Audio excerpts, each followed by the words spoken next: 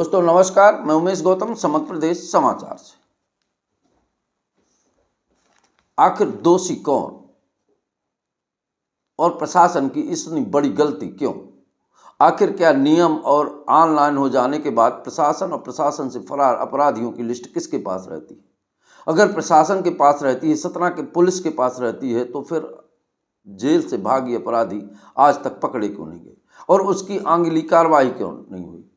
हम सवाल तो करेंगे और सत्ता से सवाल करेंगे, मोहन यादव की सरकार से सवाल करेंगे, डॉक्टर मोहन यादव से सवाल करेंगे कि आखिर क्यों हुआ? इतने वर्षों से फरार अपराधी नहीं पकड़े गए और आप एक दुर्दांत अपराध हो गया, पुलिस प्रशासन उसके पीछे घूमने लगी और जब देखा गया जो उभर के आया वो बेहद निंदनीय और शर्मनाक भी।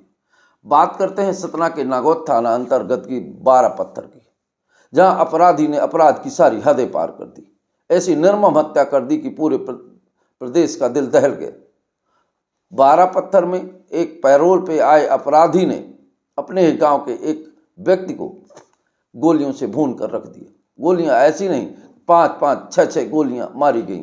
सवाल एक हत्या की नहीं, सवाल एक सिस्टम की है और सिस्टम में हुए कमियों की है, क्योंकि सिस्टम में जो कमियां हुई हैं वो बेहद खतरनाक है। क्योंकि सिस्टम में विगत 10 से 15 वर्षों से फरार अपराधी जो पैरोल पे गए और वापस जेल नहीं आए, उनकी आज तक कोई पता नहीं कि वो कहाँ हैं और कैसे हालात में हैं और कौन कौन से अपराध कर रहे हैं और किस अपराध में संलग्न हैं। जेल अधीक्षक कहना है कि हम बार बार पुलिस को रिमाइंडर लेटर भेजते हैं कि इन अपराधियों को पकड़ कर लाया जाए, और सतना पुलिस शांति के साथ आनंद का अनुभव कर रही है। जहां सतना पुलिस होली के जश्न में डूबी हुई थी, वहां पूरा सतना अपराध और गोलियों की बौछार से दहल गया। होली के तारतम्य में कई अपराध हुए और कई हत्याएं हुई, पर एक इस हत्या से जो खबर उभर कर आई वो बेहद संवेदनशील और दुखदायी भी है। अब बात करते हैं सेंट्रल जेल से छूटे 10 दुर्दांत अपराधी सालों से फरार हैं। पुलिस ने केस तो दर्ज किया पर उन्हें पकड़ने की जहमत नहीं उठाई। तो पहली बात करते हैं सतना सेंट्रल जेल से। सतना से पैरोल पर छोड़े गए दुर्दांत अपराधियों को फरार होना खतरनाक प्रवृत्ति बनती जा रही है। यही 12 पत्थर में हुई घटना।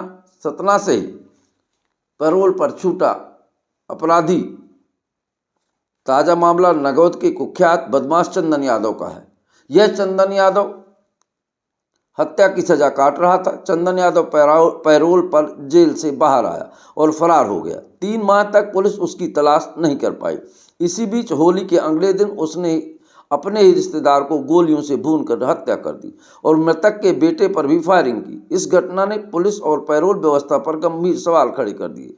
दरअसल ये कोई पहला मामला नहीं है। सेंट्रल जेल सतना से पैरोल पर बाहर गए 10 दुर्दांत अपराधी फरार, और इन 10 दुर्दांत अपराधियों में पुलिस आज तक किसी को पकड़ नहीं पाई। इसमें दोषी कौन है? पुलिस महकमा या जेल महकमा या वो अपराधी जो गायब? सवाल बनता है और सवाल बनना भी चाहिए। जेल अधीक्षक का कहना है कि हमारे यहाँ जो अपराधी नहीं आते, बार बार हम पुलिस को रिमांड करते हैं और पुलिस उन्हें पकड़कर नहीं पहुंचाती। बात बिल्कुल सही है, क्योंकि जेल पुलिस के लोग अपराधियों को पकड़ने नहीं जाते।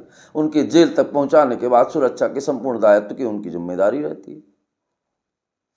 ये सवाल तो सतना एसपी पर उठता है। सतना एसपी बड़ी बड़ी बातें करते हैं, पर उनके ही जिले में अपराध पैरोल पर छूटे दुर्दांत अपराधी स्वतंत्र घूम रहे हैं और वो अमन की बांसुरी बजा रहे हैं। वहीं नागौद में हुई निर्मम हत्या सवाल खड़े कर रही है।